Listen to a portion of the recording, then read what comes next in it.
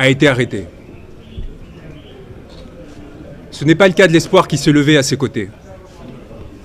Cet espoir que les balles n'ont pas réussi à détenir résonne par-delà ces contrées.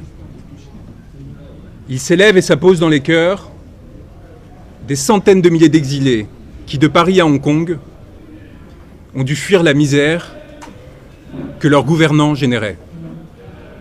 Cet espoir va au-delà. Il est celui de toutes les masses sombres et obscures qui, partant des jeunes déshérités de Thiès, voguent jusqu'aux gilets jaunes français, en passant par les enfants de Gaza, les femmes et hommes maltraités, tous ceux qui crient liberté, dignité, souveraineté.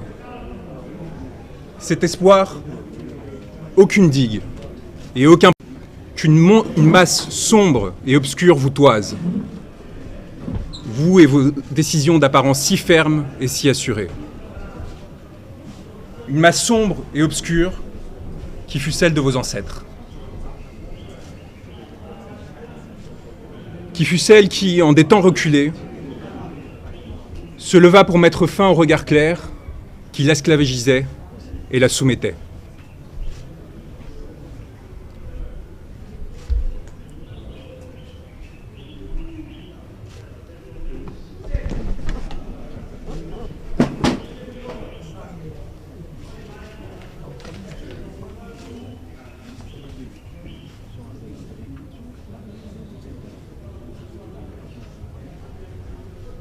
Cette masse sombre qui vous a fait homme, vous souhaitez désormais l'abattre. C'est une masse sombre que vous craignez désormais plus que tout, contre laquelle vous vous êtes montré, prête à lever des armes destinées à la protéger. Monsieur le procureur de la République, l'espoir du monde résonne au Sénégal, où un juste, il y a quelques années, s'est levé. Et si je prends le temps de lire ce texte, c'est parce qu'il est particulièrement important et que les conséquences que ma présence ici peut avoir peuvent être cardinales pour ma vie, pour celle de mon client et de millions de Sénégalais. L'espoir du monde résonne au Sénégal, où un juste, il y a quelques années, s'est levé pour dénoncer la corruption qui affligeait son peuple. Ce peuple l'a accompagné, s'est sacrifié et martyr a donné une leçon au monde. Il a décidé de loger son âme en un corps que vous avez pensé pouvoir arrêter. Cet homme, ce juste qui, entouré d'âmes mortes, avait décidé de se lever, ne saurait être arrêté.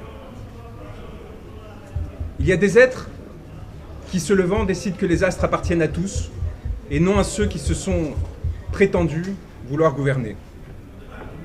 Des êtres qui, faits pour gouverner, pour les privilèges, pour le confort, héritiers de capitaines d'antan assassinés, décident de se joindre au peuple, plutôt que de les exploiter.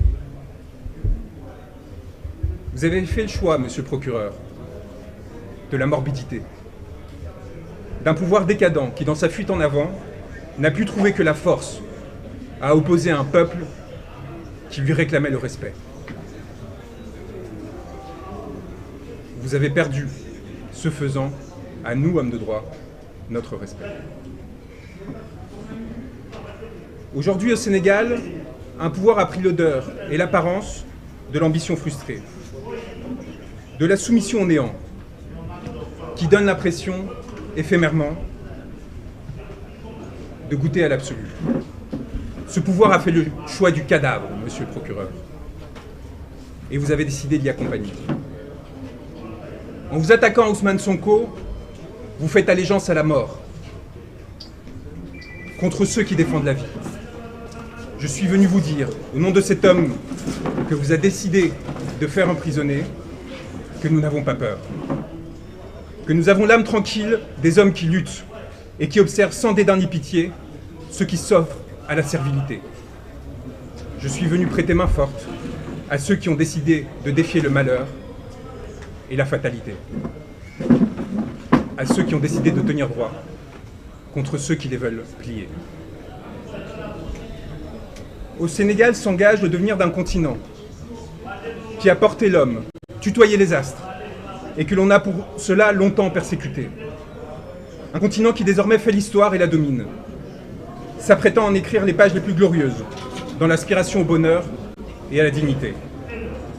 J'ai l'honneur d'avoir été choisi auprès de mes confrères par un homme qu'un peuple a choisi pour l'accompagner. Et aux côtés de mes frères et sœurs qui luttent, d'avancer sur un chemin pour l'humanité.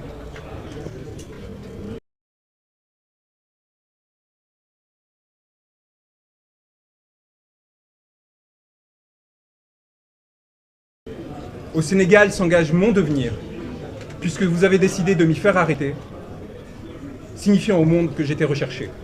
Monsieur le procureur de la République, eh bien me voilà. Je n'ai pas l'âme d'un fugitif. J'ai fait le serment de défendre un homme, Ousmane Sonko, dont le corps charrie les espoirs de tout un peuple. Et vous avez décidé de le faire arrêter, ce corps qui s'est érigé, s'est redressé, et à travers lui, d'arrêter 17 millions de Sénégalais. Vous l'avez espéré à la menace, l'intimidation, la corruption, servile et soumis. Vous n'avez pas supporté que, rehaussant son regard, ce corps et cette âme disent non.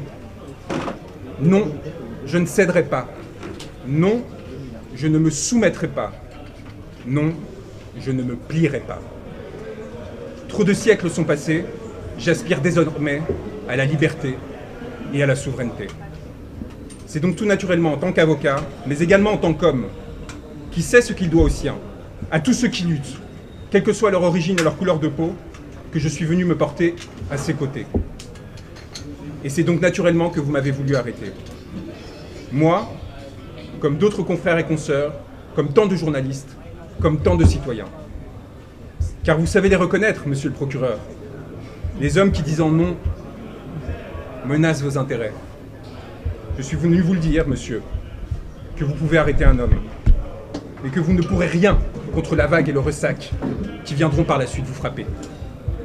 Nous sommes les héritiers et les ancêtres d'une longue lignée d'êtres qui ont ouvert leurs portes, et qui ont ouvert toutes les portes, aux sœurs et frères qui tremblaient. Plus de 600 Sénégalais demeurent enfermés du fait de leurs idées.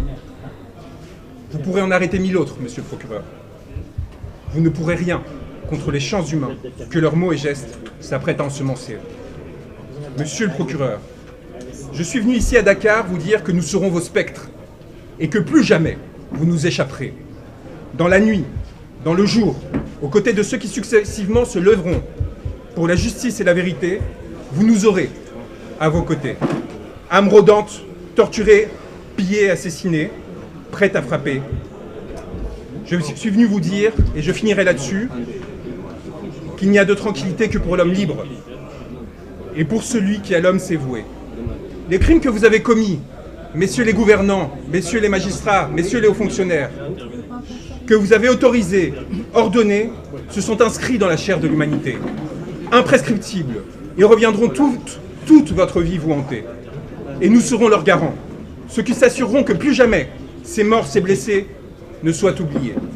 Morts ou vivants, arrêtés ou libres, nous viendrons vous susurrer cette parole qui, jusqu'au plus profond de votre intimité, vous laissant trembler, agiter, accabler, prêt à tout pour vous sauver, vous ont amené à l'irréparable. Vous êtes damnés.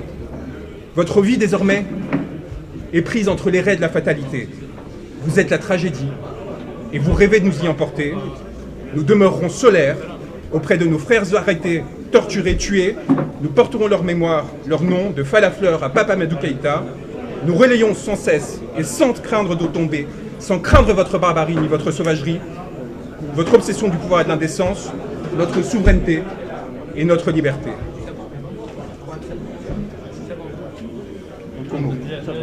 Le monde vous regarde, monsieur le procureur, et je suis venu vous le dire. Le monde nous regarde.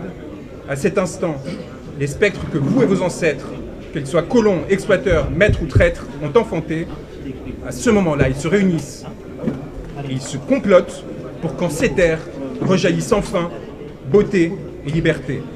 Je tiens à vous remercier d'être présent, d'avoir le courage de votre travail, et je souhaite remercier mes confrères qui, au quotidien, défient les personnes qui atteignent à la souveraineté et à la liberté du peuple sénégalais, en leur disant que nous sommes là pour eux et que nous sommes honorés d'être à leur côté. Maître, depuis quand vous êtes venu au Sénégal? Maître, fuyez la question, on dirait.